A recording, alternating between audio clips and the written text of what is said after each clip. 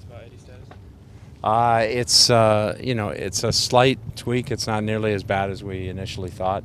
We wanted to go easy with him today, and then we'll see where he's at tomorrow. But there's, it's like I said, it's slight. It's not nearly as bad as we had feared that it might be. And there's an outside chance on Friday, and for sure the second game shouldn't be a problem. How about Jeff Park? Yanni is Ayani and Leo seem to be getting better every day. Park was just a precaution. Yeah, he's fine. You guys went through this last year with Morrow. How much, I guess, will that help you in withstanding a loss? It's the guys that are healthy to play are the guys that are going to play. It's just as last year, and certainly we miss Morrow, and if Eddie can't play, we'll miss him. But other guys have to step up and do the business. RSL again in the playoffs. It just seems like it's something that just keeps repeating itself. Yeah, well, obviously when you're in the same conference and you're both good teams, you're going to meet each other in the playoffs. So it's the second year in a row. We want it to be a different result at the end of the day, for sure. But for us, eventually, if you want to win a championship, you got to beat everybody along the way, or hope that somebody beats them for you. So they're our challenge, they're our obstacle in front of us, and we got to take care of them. Why has there been struggle finding goals against ourselves? Why has there been struggles finding goals against ourselves? I don't know. If you look at our team, I don't think we've played our full team against them.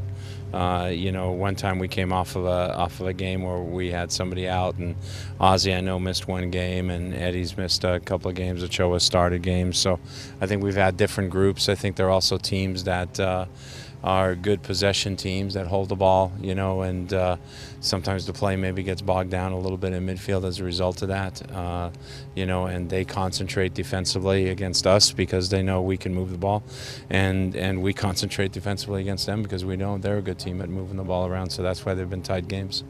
The strategy changed with the home match first? No, strategy is the same. You want to win at home and you want to get something on the road. So if you get something on the road and you win at home, you advance. Whether you're at home first or home second, that doesn't change the strategy. If Eddie can't go, is it you plug Ochoa in, or do you maybe rotate stuff around?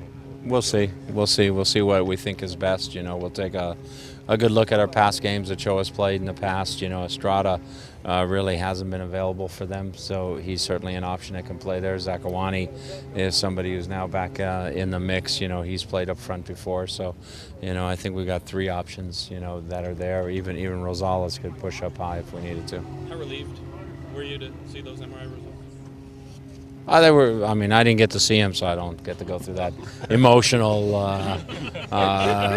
euphoria as Dr. Morris got to go through. No, we'll ask him how it felt. But no, it's it was good. We had thought, based on the way he was feeling the day after, that we didn't think it was as bad, and the MRI confirmed that. Games against Salt Lake have been very tight.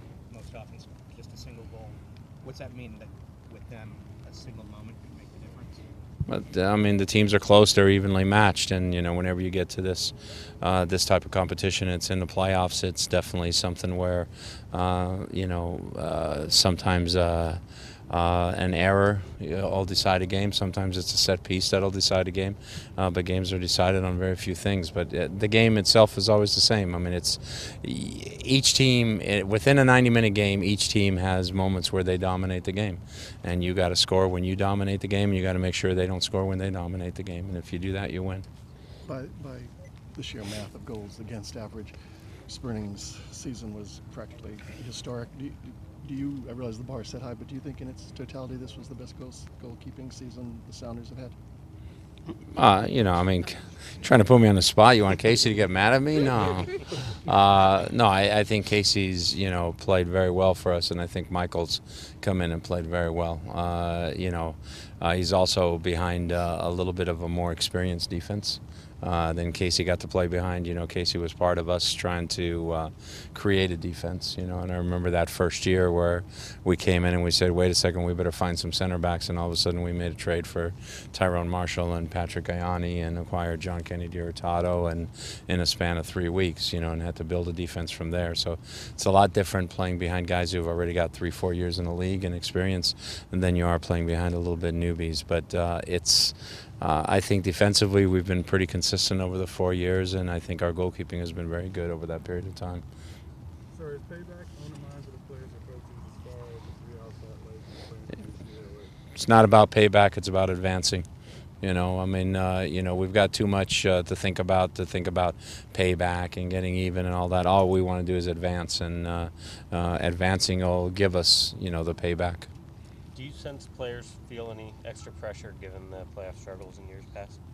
Yeah, I think there's 9 other teams right now that would like to be where we are, and they're still in the playoffs. And the way the playoff system is in the league, obviously 17 teams are going to end the season unhappy, and only one ends up happy. So when you look at it, RSL ended up happy 3 years ago. It's been a while since they've ended up happy, and we want to make sure we get beyond the first round because we haven't accomplished that. So I think the players are motivated and are focused on that task at hand.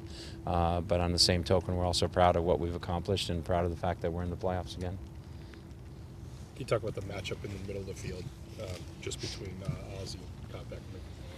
It's a matchup, but they really don't match up against each other. They each play an important role for their team, in that they're sort of the hub around the defensive effort in front of the back four, and also the first one sometimes to release the ball. Beckerman's a guy who's obviously very important to Morales because he finds Morales an awful lot, and Ozzy's a player that's very important in terms of finding Morrow and in terms of finding Tifford. So, I expect those guys are quality players. They're going to be ready to play.